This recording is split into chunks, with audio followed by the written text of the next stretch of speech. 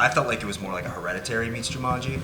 Like that's how I was like getting into that. Like I was really starting to picture it, like really serious, incredible performances, very dramatic, but incredible. Taking an auteur to direct it, that's something. The first thing that came into my head was like, if I like the script, I'm taking this out to like some of the most like creative and incredible directors out there in the space.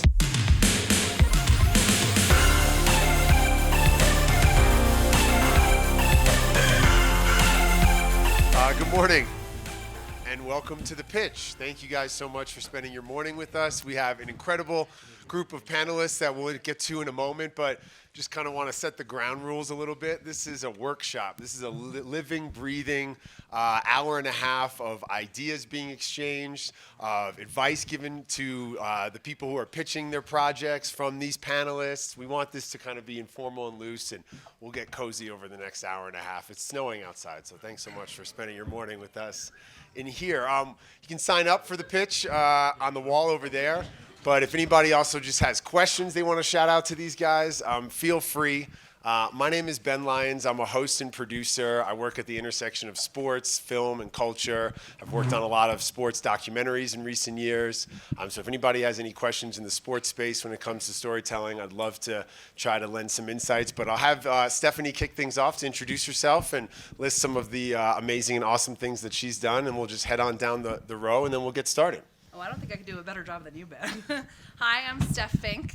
My company's called Music Box. We focus on producing music for film and television primarily, but we also produce content. Sometimes we produce music for film and TV, and then sometimes we produce film and TV.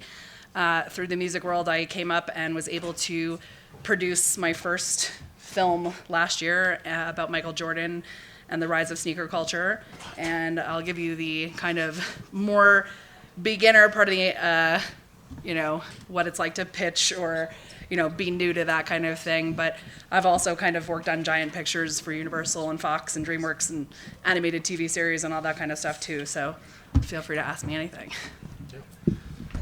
Thanks everybody for coming out this morning. I'm Steven Garcia. I'm currently the Vice President of Current Programming and Development, which is a mouthful, of B17 Entertainment. I've worked as an executive producer, came up as an editor, and now I produce everything from feature films, usually 15 million and below, to broadcast television, to short form. Short form is the newest thing we've gotten into because there's a new market for an audience who's in transit, subways, Uber rides. So with the rise of Snapchat programming, Quibi, Jeffrey Katzenberg's gone really heavy in on short form with Quibi, which will launch April 6th. We've got 4 shows with them. I like to think that I used to be just a film guy, but now I'm a content guy. So. Hi, good morning, everyone. My name is Jay Cohen. I run the packaging department at the Garcia agency. My early life, I was an investment banker on Wall Street, became film producer, was partners with Dustin Hoffman for about 5 years, had a company with Goldie Hawn, Kurt Russell, and Kate Hudson. We made a lot of movies together. And at Gersh, I've put together about 200 movies in the past 7 years, so all over the world, and I travel way too much. And I just got back from Berlin 2 nights ago, and Tanner, who I love so much, I said, I'll come here, so. Tanner. Yay, Tanner. TV. My name is Kyle Tequila. I'm a co-founder of a film and TV company called Common Enemy. We did a movie called Mudbound a couple of years ago. We've got 2 movies coming out in April, one called Cutthroat City, which was directed by RZA, and then we played a movie here last night called We Summon the Darkness, which is coming out. Mostly do a mixture of genre and then true kind of Oscar material, true life story stuff that's, big picture. And then we just started getting into podcasts, like true crime podcasts, and we just signed a deal with one of the biggest true crime podcast company out there. So we're going to be dropping our first one this summer, and that's very exciting. And same thing, came up as an editor. I didn't even realize that about you. Yeah, that's awesome. That's why we have good taste. Makes sense. Yeah, came up as an editor. I still edit. But yeah, you start off doing movies, and then you become basically a content creator because you realize that there's a huge marketplace out there for all kinds of material. My name is Dillion D. Jordan. I had no connection to the film industry whatsoever a couple years ago. Didn't get trained, didn't do anything in the film industry. Last 3 or 4 years, I've done about 7 films. Skin was one of them, which started off as a short. For all you guys are pitching, it was a proof of concept that was turned into a feature film, and the director won an Oscar for the short. And I did The Kindergarten Teacher, which won Best Director at Sundance. I did a film called Bodied, Joseph Kahn. So yeah, I've done about 7, 8 films in the last 3 years, and I'm here just to sponsor the pitch. And big shout out to Tanner and Tomek for putting this on. Without their Chando. Chando, all the people with the Mammoth Film Festival, Theo. they've been just really great, and this is a really fun experience. The first time I ever did was last year. Kyle and Steven was part of it, and so I want to continue this to give you guys opportunities to pitch your ideas. So we're gonna do what we like to call a little bit of like the extended elevator pitch. This isn't gonna be the you're on the lot, you're sitting down, you're hoping to walk away with a check pitch. This is gonna be the extended elevator pitch. We want to keep them tight to about 3 minutes or so, and then give these guys up on the panel an opportunity to share notes and their thoughts and their insights, and we can really get into it. So if anybody has any questions for anybody, we can get started that way, or if somebody wants to be brave enough to get up and go with the first pitch. I just wanted to add something. I think just from doing this in the past with Dylan, what we've learned is to, advise and encourage you to listen to your fellow filmmakers who are pitching and listen to the notes we give them and then apply it to your pitch. So that way the pitches increase in speed and accuracy and get better and better. That's kind of one takeaway I had from the last year. And look, you guys, this is a place to ask questions. All we're going to do is try to give you guys as much information as we can to help you in your journey to get to where you need to go. I thought we were here to crush dreams. Oh, okay. That's why I'm here. That's what you do. Just kidding. That was a joke. Pitch humor. not a Before somebody jumps up, I have a question for the panelists. Oftentimes when I interview actors, they'll tell me, I went to an audition and I bombed it, but then I got the part. Or I went to the audition and I crushed it and I didn't get a call back. Like, that doesn't make sense. So for you guys who have been on the other side, who have been in the position of these people who are about to pitch, when you pitch, do you have that same type of relationship with the process? Do you sometimes feel like you crushed it, but then it doesn't connect? Or, yeah, you're shaking your head and smiling, so I think that's Yeah, I think I'm on both sides of the pitch. So I take pitches and then also I package up and then have to pitch to studios or networks or even partner production companies. You have to pitch to talent. You have to pitch to agents. So I'm on both sides of the pitch process. And sometimes you walk in, you think you're fully prepared, and you hit all the beats, and somebody's just this is death when somebody just sits there in the meeting and goes, and they start texting. So you've got to gauge the room. You've got to gauge their interest. You got to watch their body language and their body cues, and stay on your toes. And sometimes you leave and you think you shit the bed, for lack of a better term, and then they call you and say, "Hey, I was really excited about what you presented. Can we take the development step?" And you're like, "Sure, yeah, I'll send over a budget." So it goes both ways. So don't be scared. Like you said, this is a constructive. This is a safe space. You're in the trust tree. And it's never personal, right? I've done this for 15 years. Nothing is ever personal. Everybody has agendas. Everybody's looking for something a little different. And depending upon what you're pitching, it may or may not make sense for them. So I've had it where I pitched a live-action animated movie back when I was producing to some execs at DreamWorks, and they liked it and said, "We want you to meet Steven." So I went to his house. He never looked at me once. I pitched for about 2 minutes, and he said, Not "I got me, it." Spielberg. He said, "I got it. I'm good." And I said, I'm sorry, you weren't really paying attention. He said, "I heard the trailer. I'm good. We'll buy it." So you just never know. Yeah, wow. I always think I'm a terrible pitcher. I always think I blow it every time. I think the thing that I've realized is, you always have 10, 15 projects in different stages at the same time. And so you need to be strategic. You need to know your audience and know the room and who you're pitching to and know what they're looking for, what they have just done or what they're looking to do.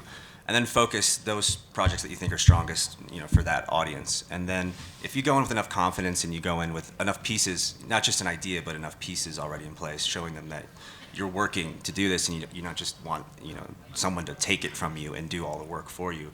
I think most of the time you at least get a relationship that you didn't have before, or you strengthen a relationship that wasn't as strong before, even if they don't buy it. And this is a very, very long game. I mean, this is years and decades, and so you just have to keep that in mind, that, just everything you do is another step forward. I'll add one more thing. My friends who know me call me a glutton for punishment because I work on projects that are notoriously difficult with brands that are difficult to work with and things like that, like the NBA or, challenging larger projects. And I get a lot of, "You'll never get that done." And that's usually what drives me to do that. So just remember that if any of us up here say, "Oh, you'll never get that done," that doesn't mean you're not going to get it done. So, think about that. Just because one person doesn't like something you're doing, or they don't get it, or they don't know it, doesn't mean it's not the right opportunity. And, Should we start these pitches? Yeah, do it. let's start things off, and I think we have an area where these guys can stand, so you don't block the shot there. But yeah, just go for it. I got me like the dating game. I'm a Scorpio, looking for. I know. I'm pitching a horror feature. It's, I guess, Ouija, Origin of Evil meets Requiem for a Dream. It's a supernatural game, has 5 levels. You perform little rituals, you communicate with the dead. As the rituals get harder, the connection gets deeper. Of course, you're opening a portal to dark forces. So in the case of our protagonist, who's a recovered heroin addict, those forces are demons that are essentially terrorizing her daily life.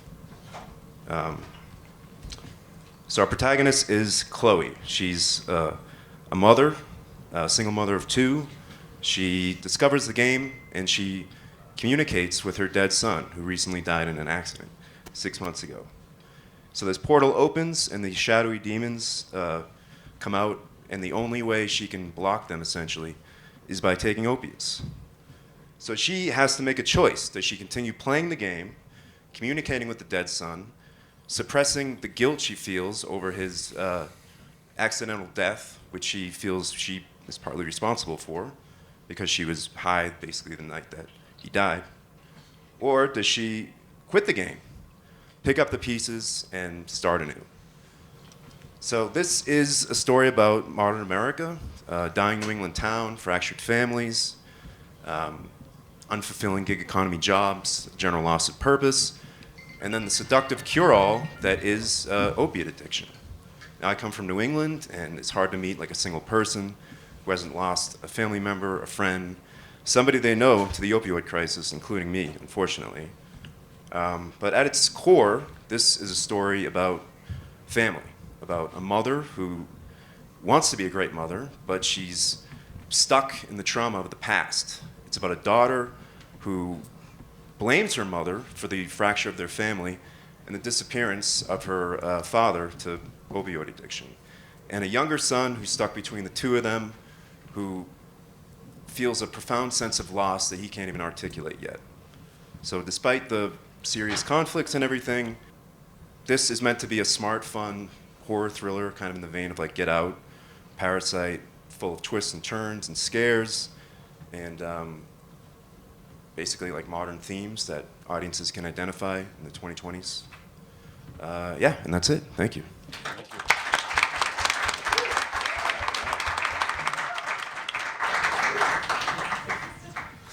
Did you mention the name of it? Yeah, so the first question. You know what? So the name is going to be the name of the game, and I don't have like a great name for the game yet, so it doesn't have a name. But whatever I name this game will probably be the name. That'll be the poster on the movie. Got it. So it's like a Jumanji horror film. Jumanji horror film. Yeah, that's a good way of putting it. It's a good idea just to come up with a working title just to get it, because it feels like more complete, or you have a vision for it instead of being unsure. So just give a name for it for now and just say it's a working title, so it'll help us to connect with it. Sure. I hear a lot of horror pitches, and they're never personal. I felt a lot of emotion and connection to the story coming from you, and that engaged me because I'm attracted to a personal connection and deep stories. It didn't feel like just like another horror film, so I'm intrigued by it, and I like that there's so many different levels to it with the opioid addiction, broken families, depression, then you've got the spiritual realm, and you've got all these weird things. And so I think the one thing that confused me was at the beginning you said it was Requiem for a Dream meets a Ouija, but then it turned into Parasite meets Get Out, which are like almost like 2 completely different tones. So I feel like you still don't know what the tone is. I felt like it was more like a Hereditary meets Jumanji. Like that's how I was like getting into that. Like I was really starting to picture it. Like really serious, incredible performances, very dramatic, but incredible. Taking an auteur to direct it. That's something. The first thing that came into my head was like, if I like this script, I'm taking this out to like some of the most like creative and incredible directors out there in the space. This isn't a project for a mediocre director, you know. So that got my mind spinning. So I just think that was the only thing that really confused me. Is like, what is the tone? Because that was 2 different sides of the spectrum. Yeah, and also a lot of times when people pitch me, they always say, it really will reach this audience, or it really has these kind of sensibilities. We're sort of the producers, and we sort of know a lot of that. And a lot of times people pitch this thing and they have this idea of what the market will bear. And sometimes it sounds really kind of out there, a lot of things to say. So just focus on the characters, and we'll figure out the marketing and the way it's going to sort of lay out. Right.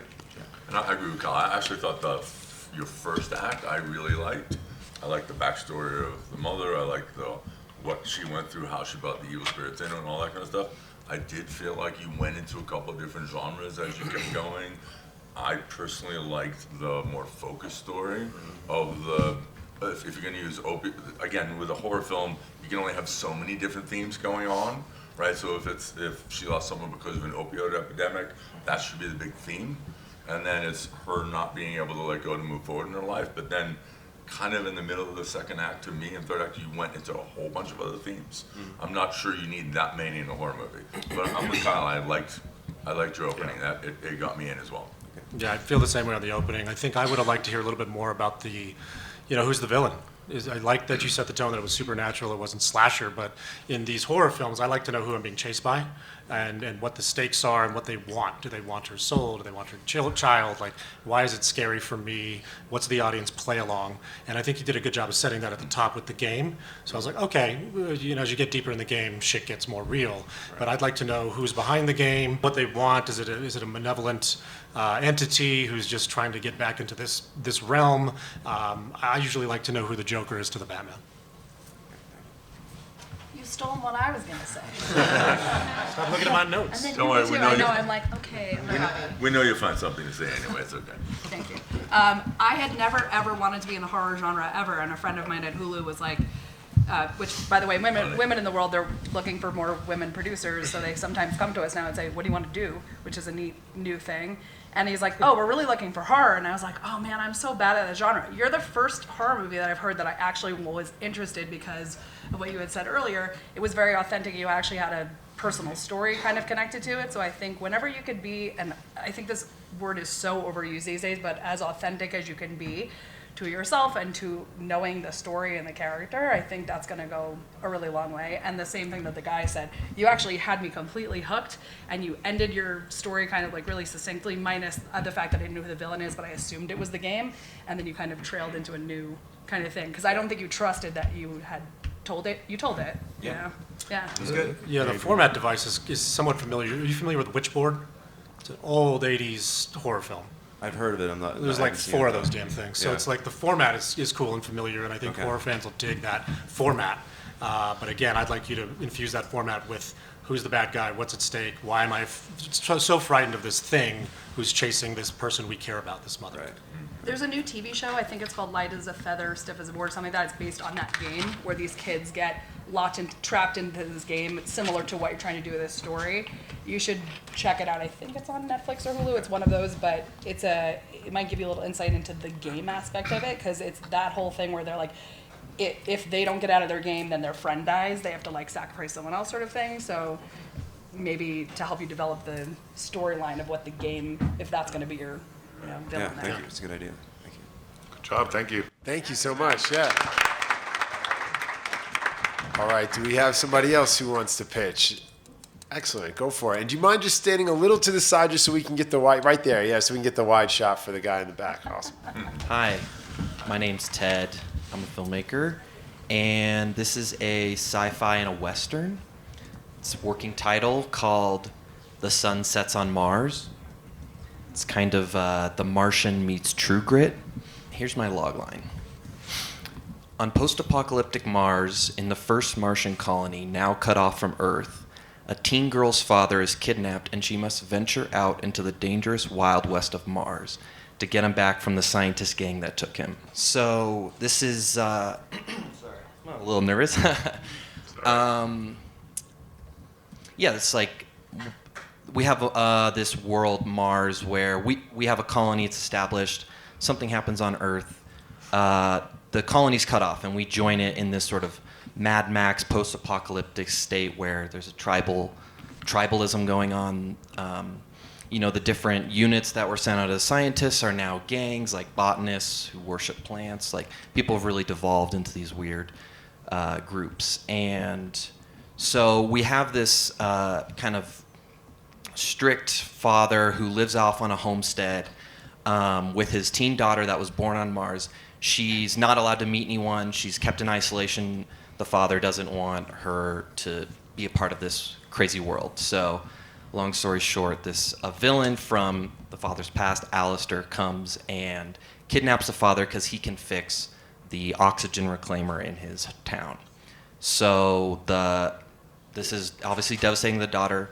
The mother's killed, and she's left on her own. She has no choice but to wander out into the world to find her father. So she, along the way, comes into an old sort of Wild West town, which is filled with like repurposed, like there's a communications hub that's repurposed into a bar that is just filled with like these crazy people who are just, like I said, Mad Max, sort of tribal. They're obsessed with like racing their rovers.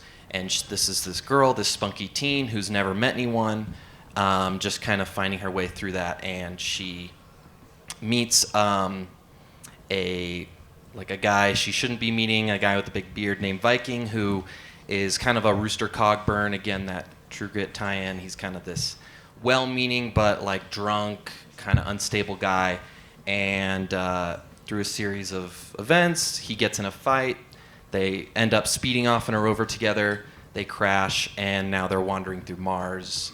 And throughout this, they meet different people on their journey, like another group that's living in a cave that is just living like native Martians off the land. Also, don't want to be around her. And what I want each of these people she meets along the way is that they represent different versions of tribalism: optimists, pessimists, people who hate other humans and whatnot. And so there's a lot of talk between them of like how humans should interact and whatnot. And long story short, they find a wagon train that they joined going into this town and that Alistair's at, and there she is with her group of friends who along the way she's learned like, oh, people are great, I can trust these people. And at the end of it, they all go their separate ways, and she's kind of devastated in this moment of all these people I thought I could trust, I can't trust anymore. And she ends up to go face Alistair on her own, sees her father, and her group ends up coming back to help her. They're able to defeat him and save the town. And though her father dies, she feels empowered and is able to start her own life on Mars. And that's the story.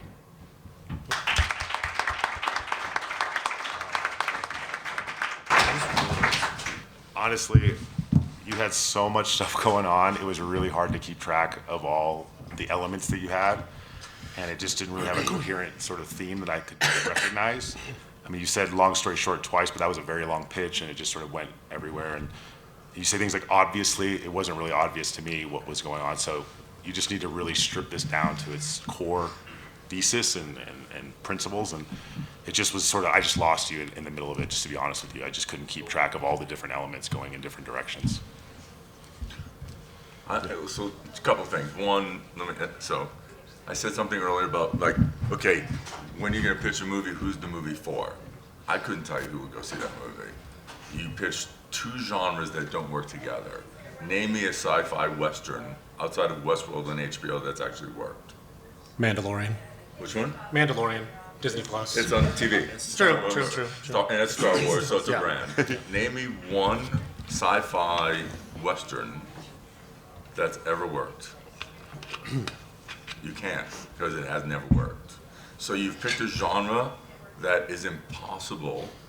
Not like it couldn't happen, but you picked a genre or a tweener genre because you're matching two genres that don't actually work together, right? Let me add to that, and I don't mean to be mean here, but when you pitch, and this is not to you, but everybody in the room, have personality. Don't be so monotone. Like, you're actually trying to sell your idea.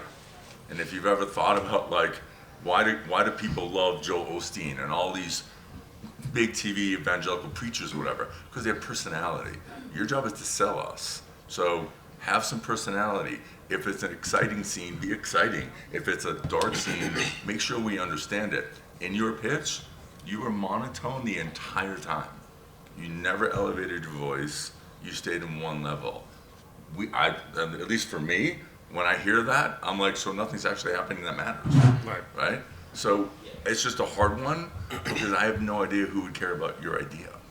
And at the top of this thing, what's funny is you said it never works as a film. Right away I was thinking, and again for the room, if you have a pitch for a film, sometimes it doesn't need to end up as a film. It can be broken out into episodic, it can be broken out into short form. So my brain went to, okay, I understand the world because I'm a Mandalorian fan, and I see that like folks are starting to mix genres a little bit. I like that it was a female heroine. But I wanted to see your passion for that genre. I wanted to see, just like Jay said, you were a little monotonous, and I think use those nerves to let us in on your little personality a little bit. Like, why are you...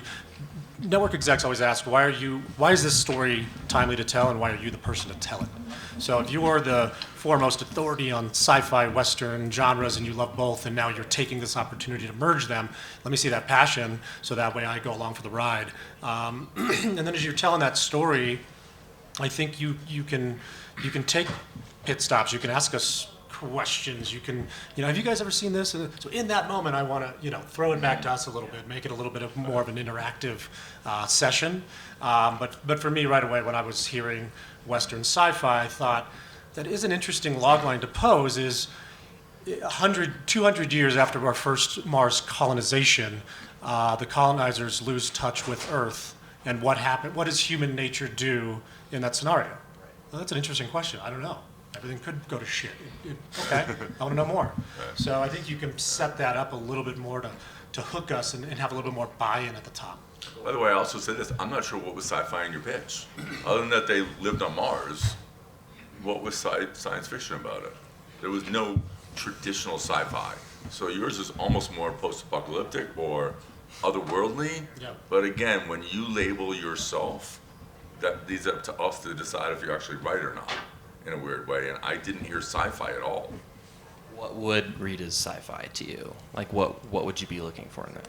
I mean, sci-fi is Star Wars. Sci-fi is futuristic, flying, space, that kind of stuff. That's what sci-fi is. That's a good point, because the Martian, you referenced the Martian, and the Martian isn't sci-fi. Martian's not sci-fi Yeah. at all. Yeah, it's a Nothing is not a science. I mean, it's just What do you call it? a drama. There you go. The Martian is a drama about an astronaut who was left on a planet, and they're going to go get him back. It's a rescue mission movie more than anything else. Another one is Found Art. It has that kind of feeling. Bomb. Yeah. $200 million bomb. $200 million bomb. Thank you. Two really good ones. I mean, here's the thing. The other thing, I was going to say this, but it's like when you guys are pitching and writing, because writing takes tons of effort, and you make sure you're writing to produce, because if you're a first timer or even a second timer or whatever, and you're trying to write a $100 million movie, like good luck getting that movie produced, right? So write something that you can, when I was thinking about this, and I'm thinking about like, well, how can you do this for an indie budget? There's one movie that comes to mind. I don't know if you've seen it. It's called Prospect. And that's actually really well done. They shot that for $2 million. And that's a whole world building. But by the way, these are incredible filmmakers. This is their Moon. I mean, so you've got opportunities to create like an auteuristic vision at a lower budget. But if you're just trying to do John Carter, dude, good luck, man. Yeah, Ex Machina. Unless you too, already have the pedigree to go into a studio and go give me $200 million. We're gonna fucking make Mad Max on Mars. And seriously, have fun. This is fun. Yeah. Nothing can hurt you. Like, if we don't like it, you're going to still be fine tomorrow. So just have fun with it. That's why I came up here, but because you can't hurt me. Yeah. See, you're cool now. Like now that Yeah. man, like now I want to know that. Like now I want to talk to you because you're Yeah. your hand. You're like, whatever. Yeah. Can I touch on two really quick things as a general thing? One is you said right at the top, you're like, I'm really nervous. There's nothing wrong with taking a beat before any real meeting or anything like this. Just taking a second for yourself and taking a deep breath, like, what is it, like in for two, out for four kind of thing. Like it actually physiologically changes how you're going to behave. I didn't do it myself this morning. It's something that was taught to me. I should have done it. So I want to pass that back on to you. There's nothing wrong with it. It's like it takes 6 seconds. It'll change everything for you. Now, I'm going to give you all this secret, which my oldest daughter, when she used to have to speak all the time in school, and she was always panicked. Here's the thing about pitching. We don't know what you're pitching as you do. You have nothing to be nervous about. You can tell us anything you want, We don't know if you mess up. and we're good. You never know. So you know everything. We don't know anything. We're just reacting to you. So again, just have fun. It's not a big deal. Jake gave me a really good piece of advice, not on this panel, where he told me he actually gives his daughter his watch, and his girlfriend, so that they have a piece of him when he's like, listen, if you get nervous, you have something to think of me. Like, I have my dad's watch. I think it's cool to take something of somebody that you like that grounds you into a meeting. I had never really thought about it before. Don't try to make me into a nice guy. I'm not. Another piece of advice is pitch this to people you know. Pitch it to your family. Pitch it in front of a mirror. Sit there and record Pitch it in front yourself. of a mirror is the best Yeah, thing. I mean, it really does help, and you start to recognize these sort of ticks and things you have that you don't, you might look down all the time, engage us. All these things can be worked out by just practicing in front of a mirror. Your peers and your family are going to be the hardest people that you pitch for, because they're going to be the most critical of you. You're like, why? That's a stupid idea. Like, they're not afraid to tell you that. So if you can get past that and use them to refine your pitch, by the time you get to any of these guys on it's like, great, you're done. Yep. I just have a question. So on that $200 million note, and I do sort of have an indie vision for this. If I don't write it, it's never going to happen. Like, you have to take that step, right? Like, you have to at least have something that it's there. Yeah, right, of course. Writers write. I mean, they write. They got 10 scripts in the drawer before one of them gets produced. Every time you write something, you get a little bit better, hopefully, right? And if you love this idea and you want to get made, write it so you can make it. Write it so you can make it small, and it might be incredible. It might even be better, because then you're focusing on the emotion and the heart of a couple characters instead of this giant world with all these special effects. You mentioned. Oh, sorry. Oh, no, that's kind of the gist. You mentioned a lot of stuff, and at the end of it, I was like, oh, it's social commentary. That's something interesting to me in the world right now, because the world's a fucked up place and it's wacky. And if you could actually make something that can, really be a good social commentary, then that's actually a good thing. So I think maybe go back and look at what are you trying to get across, and say, hey, that gentleman earlier had the opioid addiction. That's interesting. Social commentary right now if you could do it well, is a really smart, and in a different way. Generally hidden, but Yeah. And that's why at the top I was pushing for more of a world building. What would happen if? What would happen to human society if we lost touch in our first colony on Mars? But at the end of the day, every big studio movie outside of the Avengers and all those Marvel movies, at the end of the day, the budget is irrelevant, the scope of the movie is irrelevant. What anybody really cares about are the people and the stories in the movie, right? So as long as you focus on the characters and their journey, you're winning.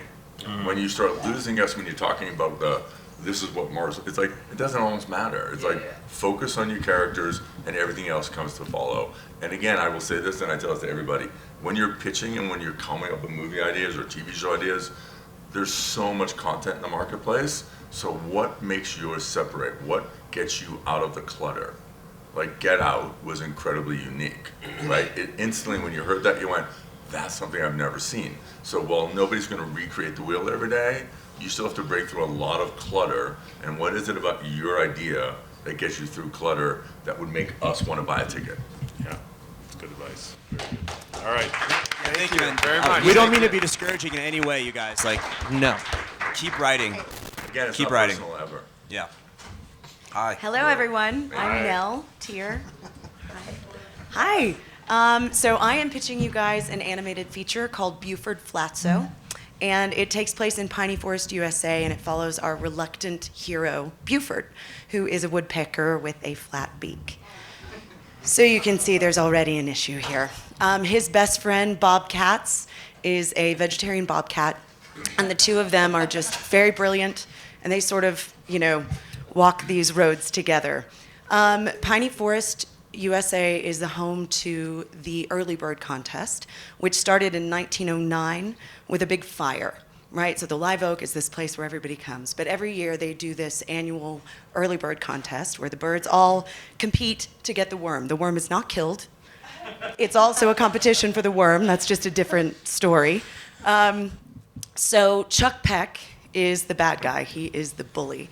And he has been bullying Buford from the beginning of time. And, Buford is just kind of this really smart, just got into Barkvard. He's on his way there. And his father Rhett Flatso owns Winged Victories, which is a big aviary sporting goods store, and he is the most consecutive winning bird. So it sort of sets the scene.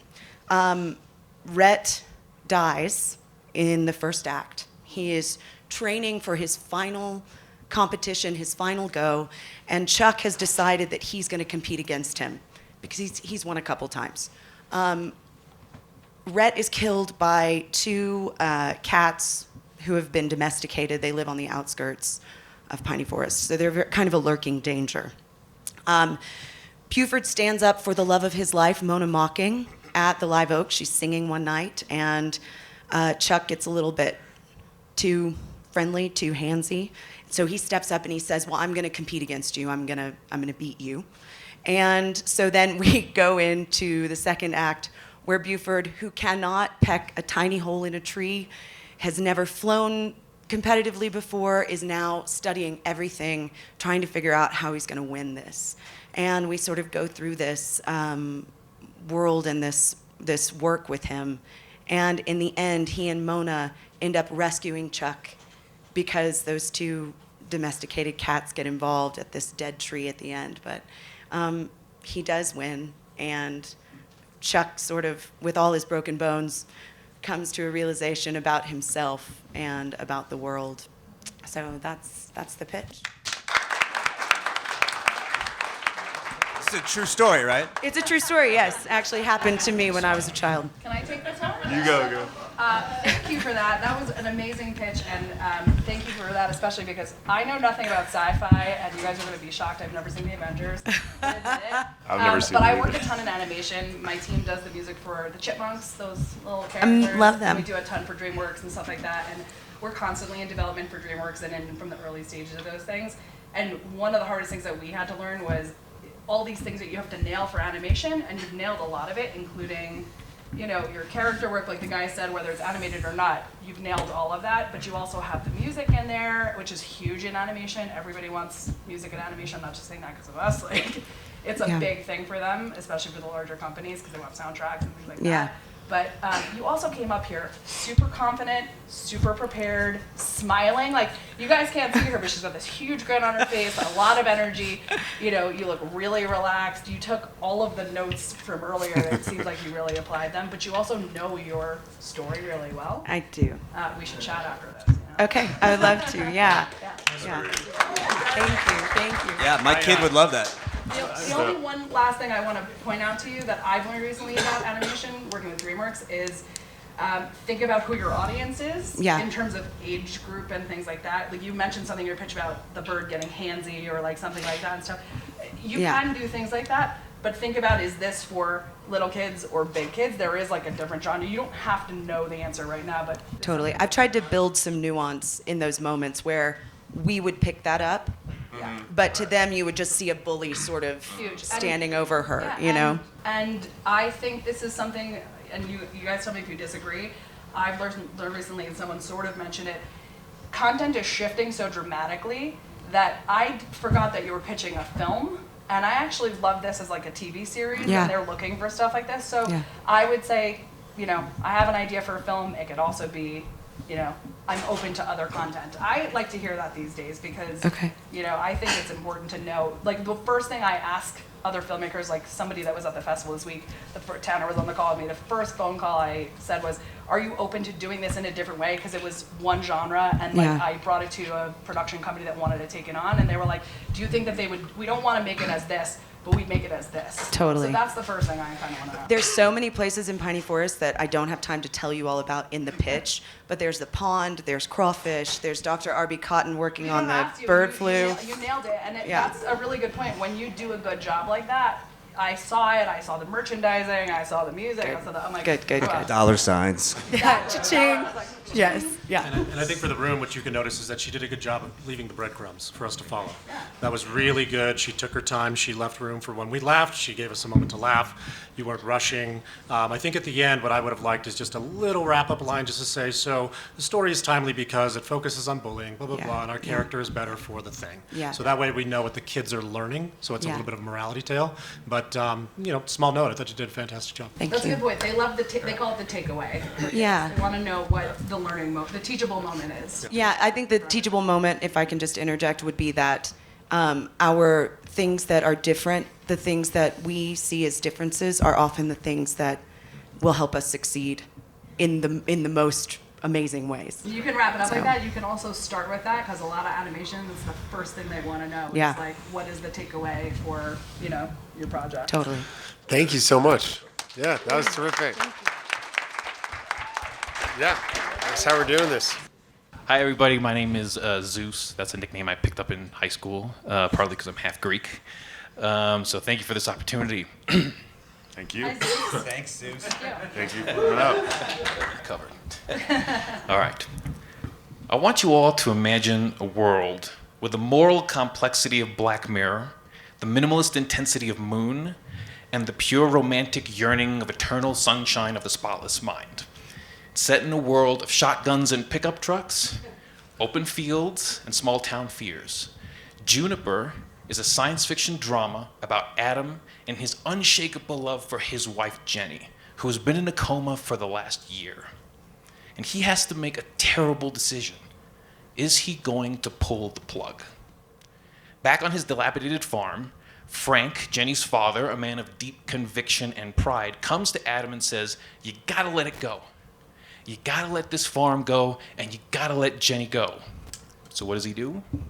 Adam ultimately decides to pull the plug. But he's given an opportunity. Oriana Genetics is on the cutting edge of cloning technology, and their CEO, Miss Anna, approaches Adam and says, "I can bring your wife back to life." So what is Adam gonna do? Is he gonna make that controversial decision to clone his wife? Well, it's exactly what he does. And what he does is he sets off a chain of events that is going to impact his life, it's going to impact Juniper's life, it's going to impact Frank's life, the community, and our world. And in the final gripping and intense moments of our story, Adam is going to come face to face with two realities. The first is that Jenny, his wife, is still alive. Second, he is going to discover that Jenny actually cloned him first. Get out! So what is he going to do? Is he going to rebuild his life with Jenny, his wife? Or are our two clones going to set off and start their own life? Thank you very much. I meant that, by the way. That was cool. Here's an example of a very polished pitch. This is someone who was very prepared. The setup was great. The narration, the opening, set up the whole world, knew his world. This is a very, very good pitch. Good job.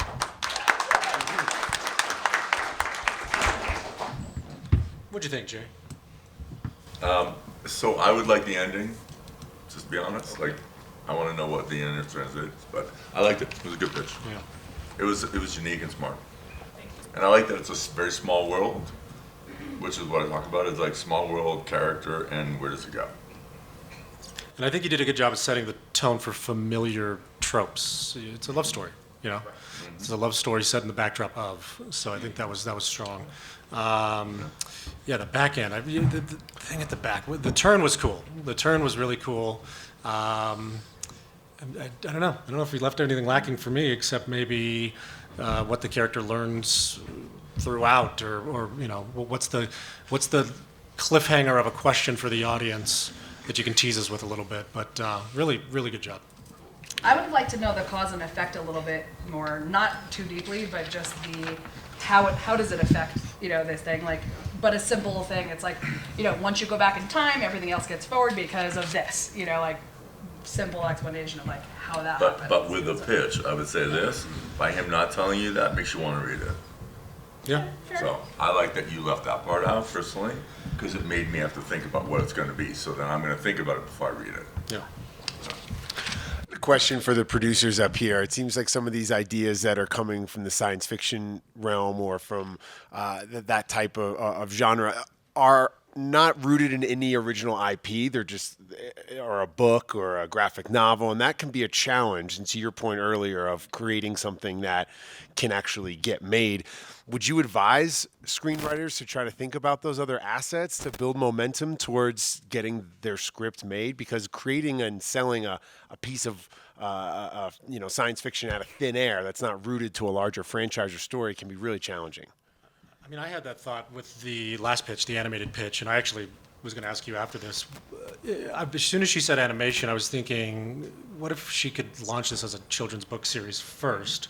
There's companies like Gotham Group who package book rights while they're simultaneously packaging movie rights. My cousin's a manager of Lit over there. But for this or for the kids' pitch specifically, is that a path you would take, or is that the long route? I don't think with this, I understand your point, and I would say this: if you have a really interesting kind of vampire sci-fi kind of thing that is just on its own, there's a company called Image Comics in San Francisco for $30,000. They will publish a comic book for you of it, and then you're walking into a room with an actual graphic novel.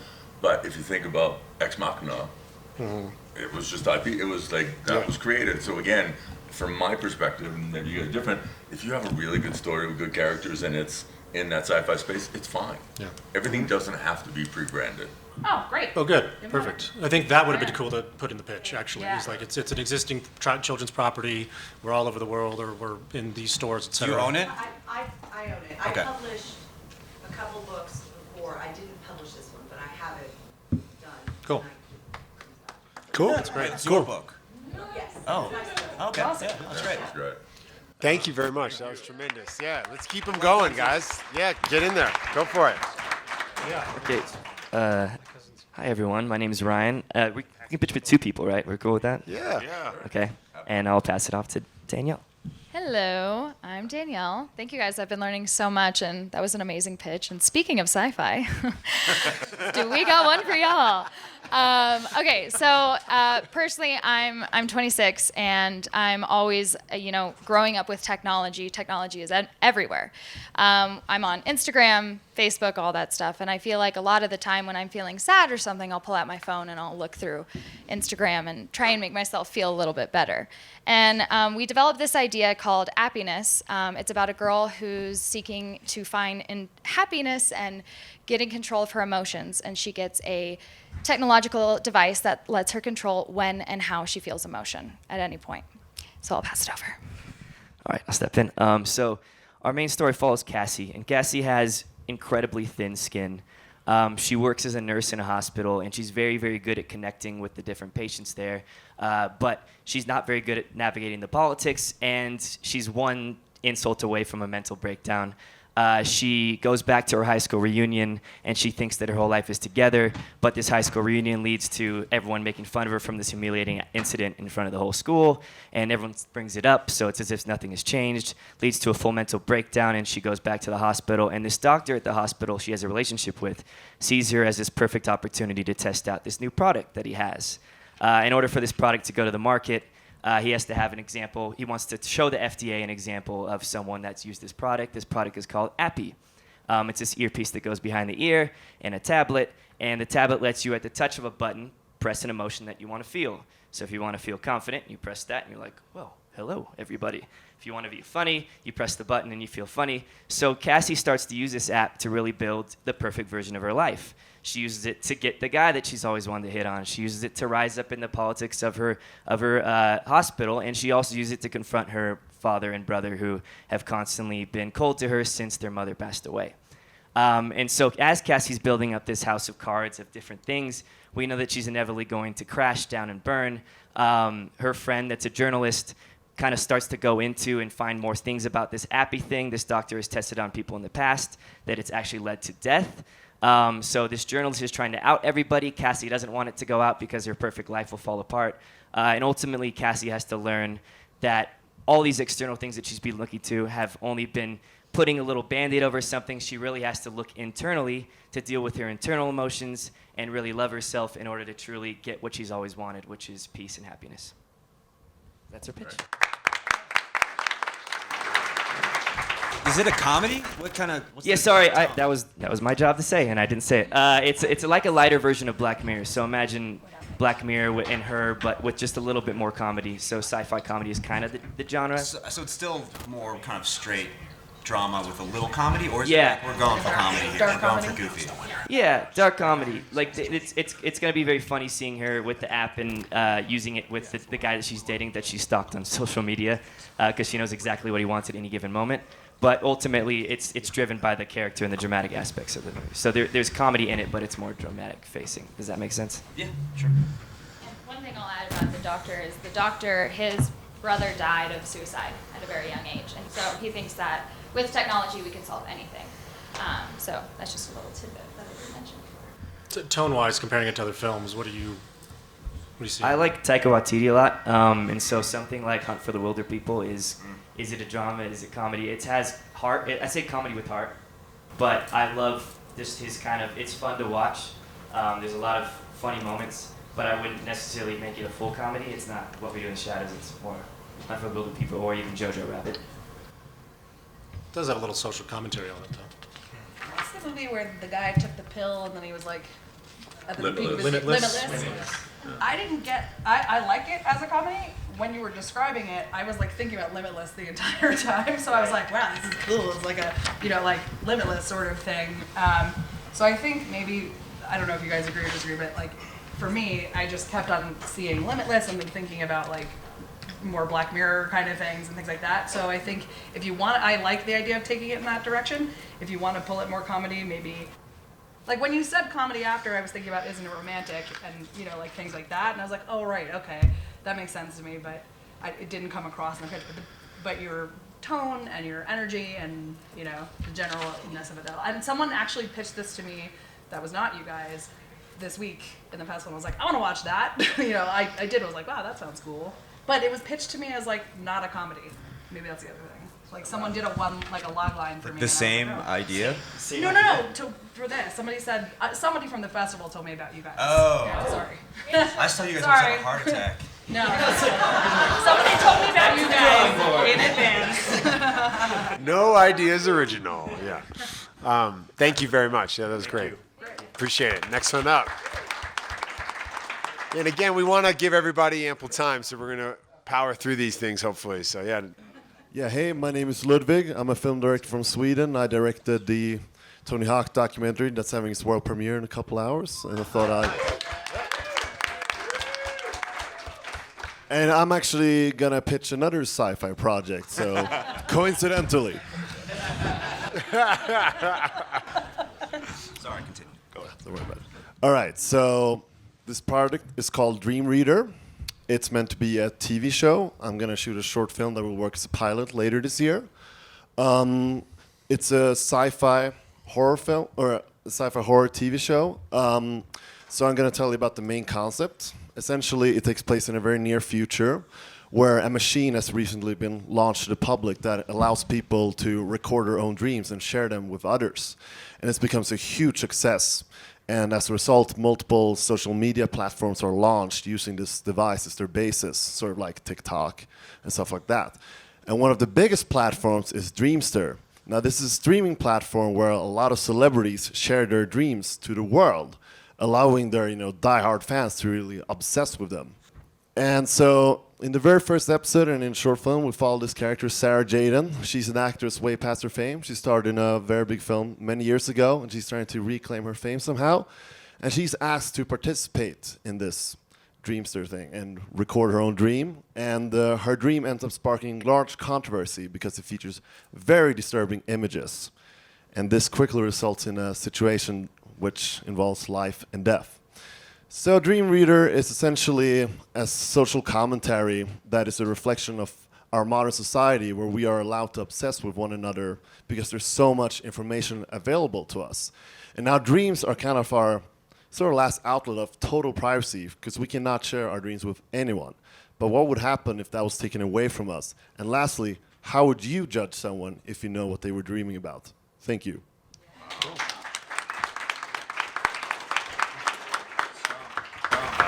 Great concept, very interesting pitch, very concise. You did a great job. I agree. I have a question. Just you see it as a television show, and you mentioned possibly a short film. Is there? Yeah, so I'm essentially shooting a short film that I hope to turn into a pilot later this year. So this is what I was describing to you about Sarah Jade and the actress. That would be the first episode, and then I should have probably told her that. But the other episodes would focus on other characters, So we focus on the lucid dreamers, spend all day essentially sleeping and just, fantasizing about. So each episode is focused on a new lead character. Exactly, yeah. As opposed to following one character and then throughout they all kind of come together at the very end. Cool. That's a cool format for sure. I think when you're pitching episodic, sometimes it's nice to. Some people don't like it. I like to set the tone of like we're going to tell our story over 10 eps or 20 eps, just because you can swing big. If you pitch a limited series like 4 or 5 eps, then sometimes the network executive is like, well, you can amortize costs over a larger episode order, and they want to like have more click through. So sometimes you can say over 10 episodes you're going to follow the path of blah blah blah. So I didn't actually understand that we were following a different character in each episode, and I think that's a huge format point. So if you're using the first 5 episodes to introduce your characters, I would almost say use the first 4 episodes to introduce 4 different characters, and then on the 5th one they start converging. The stories start crumbling in on one another, and then by episode 10, there's this pending thing they have to solve together and work together. I think I probably would have wanted to hear a little bit more about the series arc of what I'm buying or what I'm potentially going to buy. So I think that's one probably point to work on. I think you did a good job of setting the world, and I think you did a good job of setting the rules of the world. Like I understood dream sharing, I understood the social media of it all. Sometimes when you go too much into the social media world, network executives tend to get a little allergic to it because they're like, how do we shoot this? It's just people on phones. So I think if you can think of some sort of visual device to make social media televisual, instead of being on our phones like this, the social media is now this, or Beaming out of your head. just something to where they're like, oh, I'm not going to watch a bunch of people on phones. That would probably help the pitch as well. I would also love your last question, and the guys might terribly disagree with me, but I would have loved for you to ask that last question first, because it would have gotten me immediately thinking about what you were, getting into there. But everything else was awesome. Yeah, that's cool. Cool. Thank you very much. Thank you. Good luck with the short. Let me add something before she does her pitch. This is a really good example that he was a student or a young guy, and he just did concept videos on YouTube. And they were so good that somebody saw him and got him to Tony Hawk. And now he's directing his feature. I mean, it's an amazing story. So just to give you some idea that you just got to put your work out into the world, and someone will find you. Hello. My name is Elizabeth, and I'm going to pitch to you a comedic, family-friendly action-adventure movie for girls. It is called Tagalongs. It's a group of misfit Girl Scouts that have to set out to save the world from an evil villain who's going to poison all the Girl Scout cookies. So, when they set out on a field trip to Savannah, Georgia, led by their fearful leader, Betsy, the girls stumble upon a plan, an evil plan. Literally, it's titled Evil Plan. So they force Betsy to investigate a little bit further, and when that happens, Betsy gets kidnapped. So the girls are forced to bond together and use their unique skills to try to save their troop leader. They travel from Savannah, Georgia to New York City, where they find out who the real villain is, shocked to discover that it's actually the leader of the Girl Scouts, Juliet, who's felt snubbed and kind of looked over by her family her entire life. And from there, they travel to the Washington Mall, where they have to save the President of the United States, who's about to eat a Girl Scout cookie in front of an entire crowd. It's a really fun, comedic adventure for a group of girls that teaches girls that it's better when you embrace your own skills and you don't try to be exactly like one another, that standing out from the crowd can actually be a bonus instead of a detriment to you. It has characters like Coco, who's the feminist fashionista. We have Alexandra, your typical type A girl who's in charge and always wants to be perfect and sort of mothers her own mother. And then Riley, a girl who's really tech savvy but incredibly shy, so she spends the entire movie communicating via text to everyone on their phones. That's the pitch. I had a question for you for the panel, Yeah. as you guys hear things. Is it a good idea to say for girls, this Yeah. movie? Yeah? Yeah. I think so. Yeah. I mean, I was thinking Troop Zero, but like a more like That's what I was hyper thinking, yeah. realistic, more absurd Troop Yeah. Zero. And I'm like, yeah, my kid would probably watch that. I'm thinking about kids now, Right. especially when we start talking about this kind of stuff. Yeah. Right. How I know what specific, people is, watch. how and- specific should we all be getting on our pitches about like our audience and stuff like that? Depends on the pitch. I mean, what she just did was define who the audience was, which is Yeah. exactly what everybody wants to know. My question for you is, do you care if it's theatrical or do you care if it's on digital TV? Because I heard that pitch and I was like, Disney Channel, Freeform, ABC, like tomorrow I could sell that. Right. But if you want it as a theatrical, that's a challenge. I don't care. Okay. Take it. You have it. Please. Just write me a check. I've always sort of thought this could be something that could be like either a feature or a TV film that launches a series that then has like action figures and books, and like it definitely, these girls are so well fleshed out and formed, and they have such strong personalities that I can see all of that happening down the line. Right. I think what you did really smart was you defined exactly who your audience was, you gave them what they want, and I know exactly where it fits. And that is so important in a pitch. Cool. So Great congratulations. job.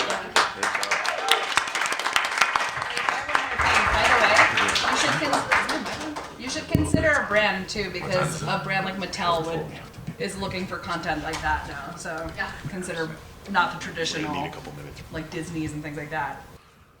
Hello, everybody. My name is Shiloh Fernandez. This is my writing partner, Heath Freeman, and our film is called Bone Game. It's loosely based on the 1952 film by Nicholas Ray called The Lusty Men, starring Robert Mitchum, and I'm sure nobody's heard of that. So it's sort of Color of Money meets Urban Cowboy with the authenticity of The Rider is a more modern film. We pick up with J.D. McLeod. He's a legendary bull rider, and he's in the PBR championships. And he pulls the Rankus Bull Black Widow. And in that ride, he breaks his C2 through C5 vertebrae, and he's told he can never ride again. So we pick up with him 8 years later, and he's in Northeast Texas, and he's under the gun financially. He's addicted to pain medication, and his mom is also in memory care. So he's trying to find all these new marks that he can take on the regional rodeo circuit and bring up, kind of in the vein of Color of Money. He finds one kid, this young cowboy named Wesley. So Wesley works at a deli. He loves his wife, his high school sweetheart. They have a special needs child. He'll do anything for them. His escape is once a year he gets to ride in the local rodeo. And at this particular rodeo, his favorite rider of all time, J.D. McLeod, is in the stands. And J.D. sees something in Wesley. He sees something that he had in himself. He doesn't let go. He doesn't have any technique. He doesn't really know how to ride that well. But the kid just won't put his hand out of the rope. So he takes him on the circuit, and he does well. He's gaining sponsorship, and he's getting the points to make it to the PBR finals. Now, the PBR is the fastest growing televised market right now. It's just as televised as NASCAR. CBS just picked it up. The audience is gigantic, and it's varied and large. Well, in the finals. So their deal is that J.D. McLeod gets 70% and Wes gets 30%. It sounds amazing. He gets to make enough money to help his wife and help his child. But as he goes on and gets more and more clout and sponsorship, he sort of loses himself. He starts partying. He starts cheating. He doesn't call his family. He doesn't know why J.D. McLeod, why he would have him around. He feels like he's stealing his money, and they basically get into a blowout. Yeah, they part ways, and JD moves back, and he actually forms a relationship with Wesley's wife, and they have a love affair, which causes even a bigger schism between the two partners. And JD looks at him like a son. He looks at Wesley as a son, and JD's out of money, so he makes a one last try to go into the PBR finals, even with his broken vertebrae. Every doctor says he could never ride again. And it's a risk move. I mean, he could die in it. And Wesley knows this. Wesley knows that he maybe has one more ride in him left. but he does it. In the championship, Wes sees his hero who's become his nemesis in a way. He decides to go past the 8 seconds that gets you a score. He goes 16 seconds. He goes 20 seconds and gets off. He doesn't realize JD's going to come ride. As JD saddles up, he goes to him and he says, look, I'm sorry, I've been a dick, and you can have my purse. You know, just don't ride, JD, don't ride. I owe you this. You've gotten me to where I am. I owe you this money. So JD straps up and he goes, no, kid, I owe you. He rides 8 seconds. He rides 16 seconds. He rides 32 seconds. His neck snaps. And JD's home. Wes realizes that family is more important than glitter and gold.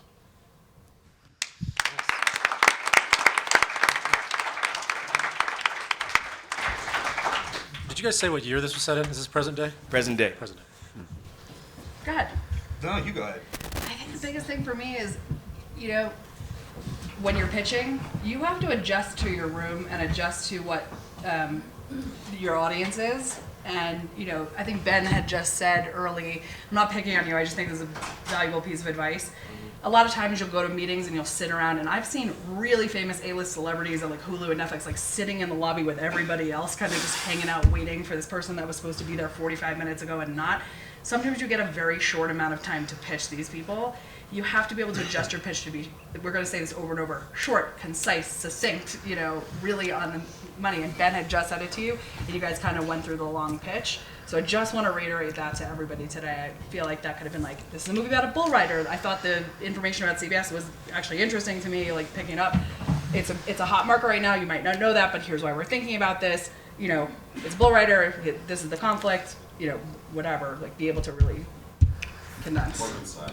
Yeah. I think you guys did nail the, again, the breadcrumbs of the story to make me want to read it. You know, I would pick up this script and say, I want to learn about these characters more. I want to see these moments. I think at the top, I would have probably wanted to hear something succinct about this is a story of mischances, betrayal, and two really good pals, and set in the backdrop of professional bull riding. Professional bull riding is. Just define that for me, so that way I know the pond that you're going to swim in. I think that would be my only note at the top. Yeah, we missed that. We talked about doing that. Yeah. No, great job, guys. And I would just say, too, the idea of a 30,000-foot view of the world and the story. I think you guys maybe got a little lost in the minutia of this twists and turns of the characters and the choices they're making and infidelity, and now he turns his back. We'll find that when we read it. But to establish the world and the themes from a 30,000-foot view, I think really can get everybody excited about something like this, because you have something really beautiful. It's not about the time. It's not even about the time. No, because you were under 3 minutes. It's not about the time at all. You're absolutely right. It was more about getting the, you know. I have one question for these guys, which is, so Heath, I know your body of work with Skateland and Shiloh. We know what you've worked on. Is it good to bring in to a pitch their sensibilities, like, hey, we've worked on this, we've done that, just to set the tone for the room? Yeah, for sure. You want to know who you're getting to bed with. Yeah, because you guys have a proven track record of making films. Yeah. If we know your capabilities, we know that, like, even if it's a weird concept, you guys would be able to execute. Yeah, my last movie was the Jimi Hendrix movie that I produced with John Ridley, directed it, who won the Oscar for 12 Years a Slave. Yeah. It opened at Toronto. Film Skateland, which Shallow's in and Ashley is. It was in dramatic category. It was my first film that I produced and wrote. Yeah. I have another movie with Chris D'Elia and Matt D'Elia that's One pitch being per shot. customer. Yeah, Wait, can I say something about that though? You guys are pitching to super experienced people now, but you have to understand, unfortunately for you, unfortunately for me, they're sticking me in pitch things right now where I don't have the experience that the vast years of experience in this kind of pitch project, but you know, companies are like, you pick one, you know, and I might not know, so I would lead with like, I'm very experienced. I'd be like, great, you know, because I might not know. Like, I'd be like, those are two guys that want to make an indie film, and you know, you don't know. I think you guys did a good job I with think the you pitch. did. I knew the world. I personally know a lot about the arena and all, and a friend of mine ran the bull riding television network, so I was very involved in that. So the biggest issue you guys face isn't even really the movie itself, it's just it will never go overseas, right? So you're talking about a truly domestic film, and that just means you just gotta focus what the movie is based upon the market, which is going to be U.S., maybe Canada, CMT, all that kind of market, and enough to understand that, and probably want to talk about, like, for me, if I was working on that, the first thing I would do is hit up the brands that are associated in that market and try to see if I can get some partners in it, because you were going to get zero out of Europe. Yeah. Right? So we know that this is not an engineering movie. This is a movie that is designed specifically for this audience. But I thought you did a job. The one thing I would note on is I would never pitch with those opening movies that you guys give us, because I'm pretty sure nobody's ever heard of those movies. Yeah. But, like Days of Thunder, I was kind of surprised you didn't leave with Days of Thunder. He's the Cole Trickle of, he's like the new Cole Trickle. Yeah. It felt like the wrestler with the shit. Yeah. Kind of situation. Yeah. And I'm like, I saw that. I'm like, that's what I was picturing the entire time. But again, use current movies that relate to what you did, like he was just saying. But I mean, again, like Days of Thunder is that movie in a different way. So again, focus on movies that have worked. Like most people in this room, I'm going to have no idea who Robert Mitchum is. So I would use that. Start old and then go, to the writer, which I think did do well overseas. I had one more ingredient to sprinkle in, which is kind of a timely thing, and I know you're giving me the No, it's not red gonna light. So, diversity. I'm getting pissed off at you now. Basically, diversity is a big buzzword right now, and my last name being Garcia, like I'd be punched in the face by my grandmother for not saying this. But you have to set the world and make sure the person knows that it's not going to be a story about just two white dudes. So what's the diversity? What are we going to see? Is it, if it's in West Texas, is there Latin families, African American families? Just to define that diversity a little bit. You're right. Yeah, my name's Charlotte Fernandez. Exactly. And so that is our idea of the ranch, the kid who's ranching. So thank you guys so much. Thank you. Thank you. Thank you. Sorry to rush you. We just have like one more pitch. So we got time for one more, and then we're going to deliberate, I think, right? Yeah. We have time for one more. My name is Mo Azima. I'm here with a short film called Happy Birthday to Me. And I'm pitching an episodic. It's called Best Self. And I see Best Self as a show where like deeply nuanced meditations of life, mortality, and messy relationships, with narrative devices and the dramatic gravitas of something like 6 Feet Under, mixed with like the questionable morality and depiction of modern life in Dead to Me. So it basically surrounds, we follow one protagonist. His name's Aaron Rancinian. He's a musician, and he was incredibly talented, plucked from the New York School of Dramatic Arts to be in this very famous band, but threw a tantrum, got kicked out of the band, tried to go solo, tried to team up with other musicians, and eventually didn't make it. So now we're following him in modern day, and he writes jingles for advertising, and he's just he's lived a life of regret. He regrets conversations. He regrets things he didn't do, things he did do, and on top of that, he has a real thing for how people like helicopter parent their kids.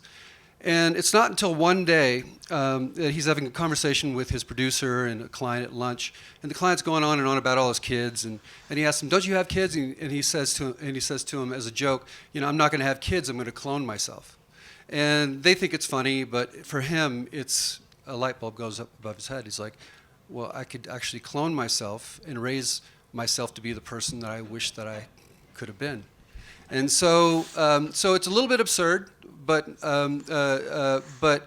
he does some research, and he finds somebody in North Korea, a lab in North Korea, to clone him, and he brings the clone back as his child. And he has a story behind that. I don't want to get too much in the weeds, but and so through the arc of the story, it's about helicopter parenting that kid to be the best version of him that he could be. And as we get into the teenage years, you can imagine conversations and fights like, you know everything about me, but you don't know me at all, which is a thing a teenager would say, but it has a totally different connotation in this sort of in this story. And ultimately, I want the kid to find out who he is. And once he finds out, and they have that last conversation, I want the kid to basically say, you can't live your life through me. You have to live your life on your own. And turn his back on his dad and walk away, which you would think is like a tragic moment for the dad. But really, it's actually, he's proud of himself for doing that, for turning his back on the loser that he is. and feeling that he's such a winner that he should hang around with losers like him. Cool. Thank you very much. Quick thoughts, guys? Some quick thoughts? Some quick thoughts or notes? Very Spike Jones. He's one of my favorites. Yeah.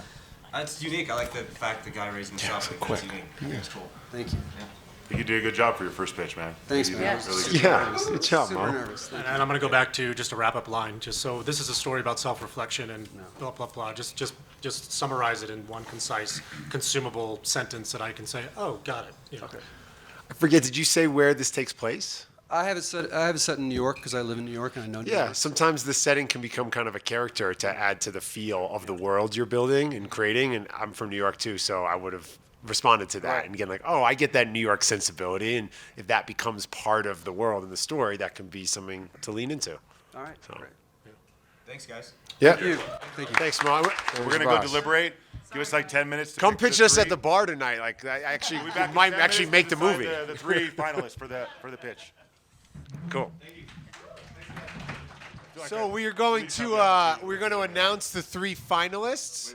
The judges have deliberated. All the judges here. We appreciate so much everybody having the courage to get up and share their ideas and share their pitches with us. So first off, just a big round of applause for everyone, because that energy is really special. So thank you so much for sharing. We are going to announce the three finalists, and then the winner will be announced Monday night at the awards gala. Yeah, so PaperChase will end up working with the winner to help develop we'll donate resources and time to get your project to the next level. We've been pretty successful in the last two pitches in helping people along and getting their project developed and in front of executives and pitching their ideas. That's all we're gonna do is dedicate some time and effort to getting you guys a lot of help for the project.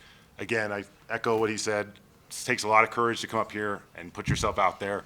It's really great to see the different ideas. Amazing job. This event's growing every year. Tanner's been super supportive. He wants to continue to grow this. So big hand for Tanner and Mammoth Film Festival. So without any further ado, the three finalists are Buford Flats.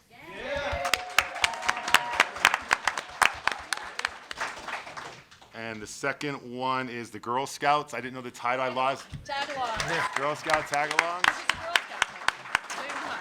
And the last finalist is Ludwig, the Tony Hawk documentary Dream Catcher.